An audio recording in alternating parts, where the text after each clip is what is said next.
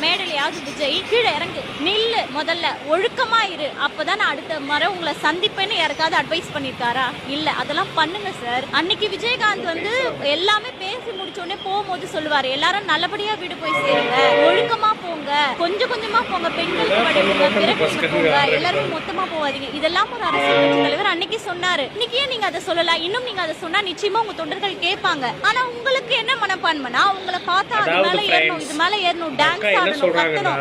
அப்பதான் உங்களுக்கு வந்து ஒரு பாத்தியா என்னோட கூட்டம் எப்படி இருக்கு, எனக்காக எதுவுமே செய்யணும், உங்க அரசியலை காட்ட நினைக்கிறீங்க. அப்படி தயவுசெய்து நினைக்காதீங்க. அங்க ஏறாதீங்க, இப்படி பண்ணாதீங்கன்னு சொல்லி. இது வந்து உண்மையாவே விஜயோட தவறா இல்ல ஒரு சில தற்குறி தொண்டர்களோட தவறா அப்படிங்கிறது நீங்கள் தான் கமெண்ட்ஸில் சொல்லணும். ஆனால் என்னோடய ஃப்ரெண்ட்ஸும் ஒரு சில தற்குறிங்க இருக்கானுங்க. அவ்வளோதான், ஒரு வீடியோவே நம்மளை பண்ண விட மாட்டாங்க.